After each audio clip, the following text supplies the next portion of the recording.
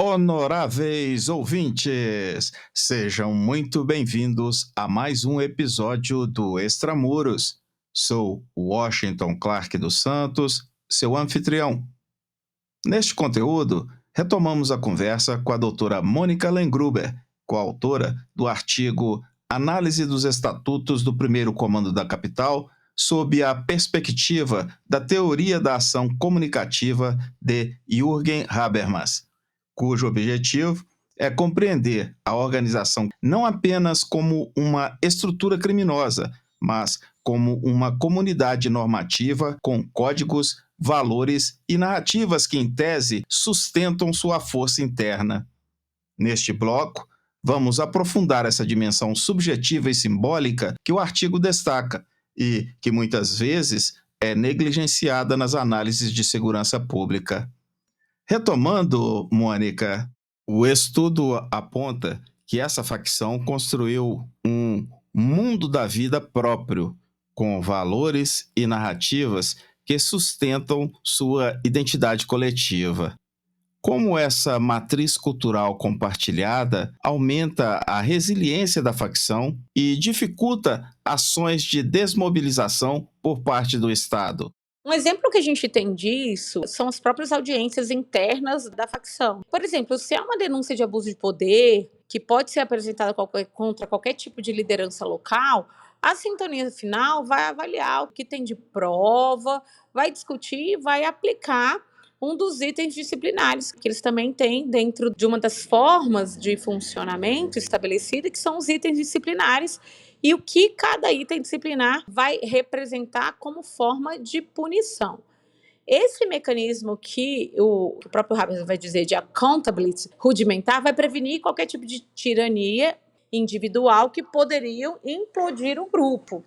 Então, o que o Habermas vai dizer é que essa responsabilidade recíproca do pilar da legitimidade normativa vai permitir uma crítica controlada, né? E aí, cada vez mais que você consegue, entre os membros, controlar a crítica, maior é a probabilidade da facção se enraizar mesmo, né? Se fortalecer. Até porque qualquer tipo de crítica vai se transformar num instrumento de autorreprodução, impedindo que se torne uma ameaça existencial para qualquer um dos outros membros. Aí eu vou te dar outro exemplo, que são das cláusulas lá que vão proibir estupro, pedofilia entre os membros, e que essa proteção vai reforçar uma imagem de ética do crime que é cultivada pelo próprio PCC. E essa norma, obviamente, vai buscar diferenciar a organização de outras organizações rivais percebidas de forma indiscriminada. E o Habermas aí vai argumentar que essa identidade coletiva vai emergir nessa interrogação recíproca sobre quem é que nós somos, né? Quem é que é a facção criminosa PCC? O que significa pertencer ao PCC? E isso, obviamente, a partir do momento que o PCC vai definindo padrões morais, ele vai construir fronteiras que são simbólicas para cada vez mais consolidar esse senso de superioridade. E fica cada vez mais difícil para o Estado desmobilizar esse grupo que, a cada ano que passa, a cada tempo que passa, vai se consolidando por meio dessa legitimização comunicativa que a gente vem falar no próprio artigo. O texto sugere que o Estatuto funciona como instrumento de prevenção de conflitos internos. Como a compreensão dessa estrutura pode auxiliar o sistema prisional a antecipar rupturas, crises, motins e reorganizações internas? Eu falo que a gente sempre tem que estudar aquele fenômeno que acontece. Porque a nossa tentativa aqui é de dar uma explicação teórico-científico para um fenômeno que cada vez mais tem acontecido no nosso país, que é o avanço das organizações criminosas.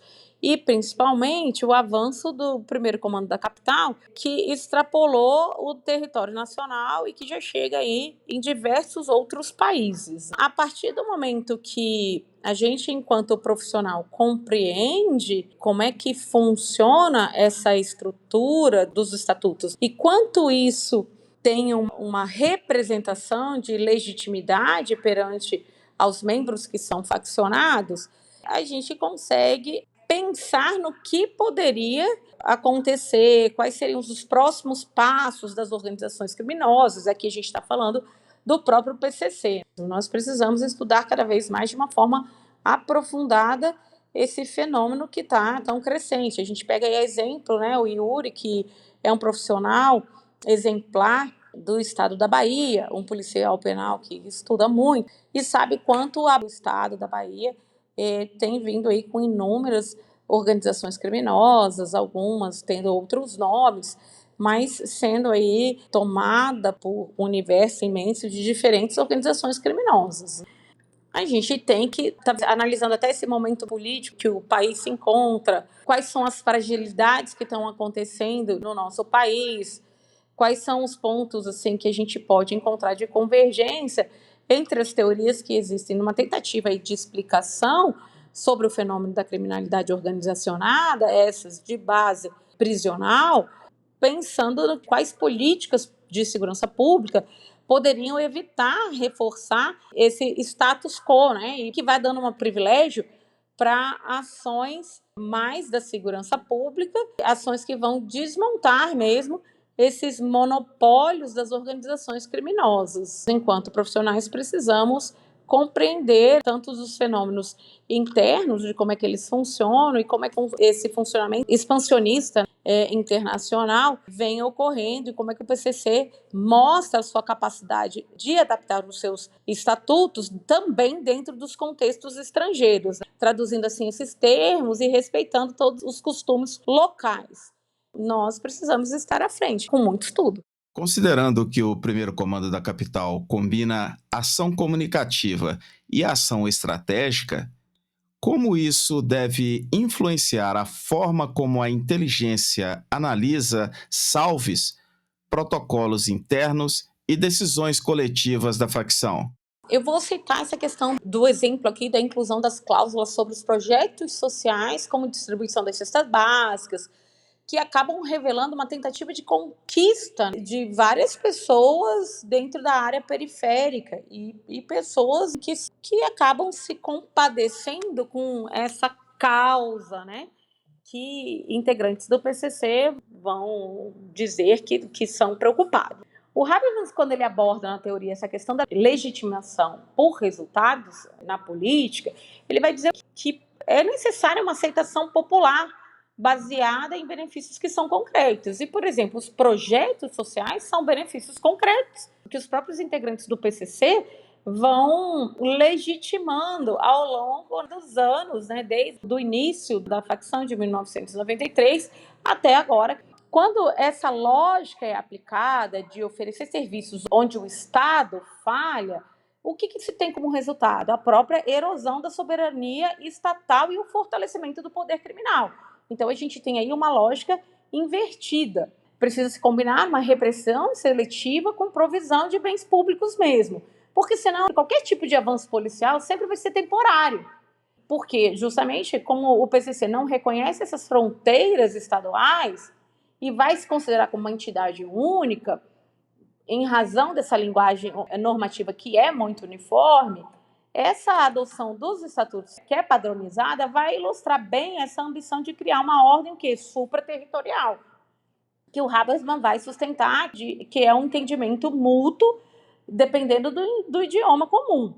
Então, como membros do PCC resolvem esses problemas com manuais, gírias compartilhadas para facilitar qualquer tipo de cooperação entre os presos de diferentes regiões, as agências de segurança pública devem mapear variações linguísticas para poder sinalizar qualquer tipo de clivagem interna explorável, analisar todo tipo de discurso como uma ferramenta mesmo operacional. Esse aí é o caminho para que profissionais da inteligência possam, sim, dar qualquer tipo de norte para que nossos gestores da segurança pública pensem aí em quais ferramentas operacionais serão utilizadas para o enfrentamento da organização criminosa Primeiro Comando da Capital.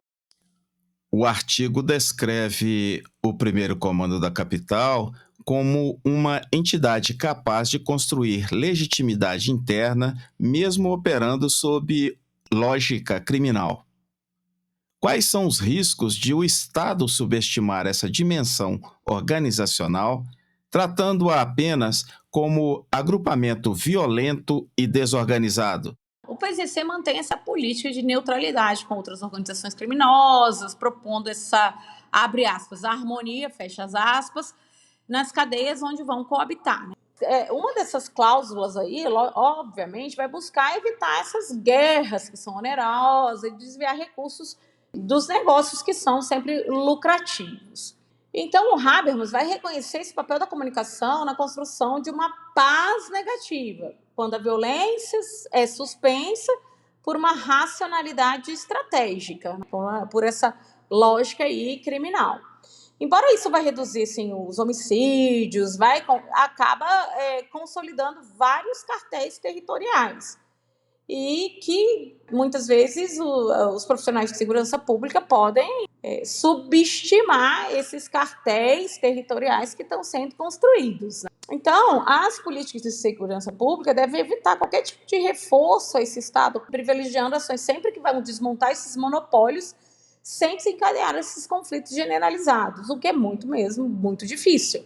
Se a gente for pegar o exemplo dessas práticas de missões que são confiadas aos considerados irmãos, que são avaliados pela sintonia final, a gente vai ter um exemplo bem ilustre da divisão de trabalho baseada em competência. O Habermas vai trazer isso como uma racionalidade comunicativa que coexiste com uma especialização funcional.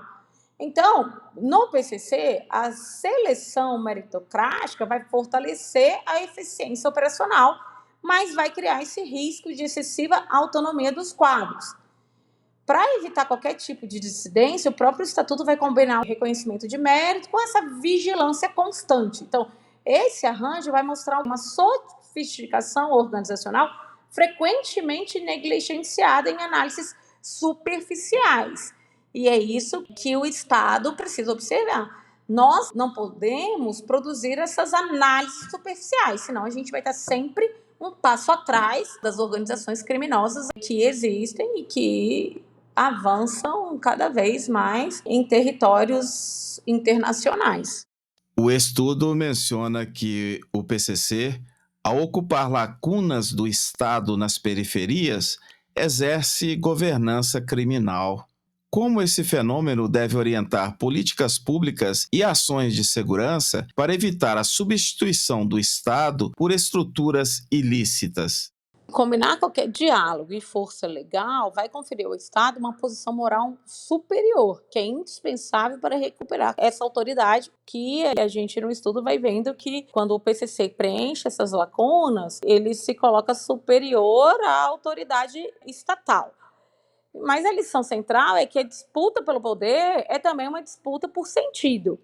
E isso, o Estado, enquanto nação, tem que buscar o diagnóstico desses comportamentos das organizações criminosas, e aqui especificamente do PCC, porque a segurança pública tem um diagnóstico de como é que funciona e como é que permeia essas regras legitimadas por membros do Primeiro Comando da Capital, vai se ganhando uma densidade quando se considera que esses mecanismos cotidianos de produção de legitimidade empregados pela facção são também revistos pelas cláusulas dos estatutos, revisto inclusive a todo tempo, e vão cumprindo assim uma função análoga ao procedimento deliberativo descrito pelo próprio Habermas. Então, nessas ocasiões, ainda que a violência estrutural vai permanecer latente, os participantes vão invocar justificativas morais e recorrem a relatos para esboçar esses apelos a um bem comum que transcende interesses individuais.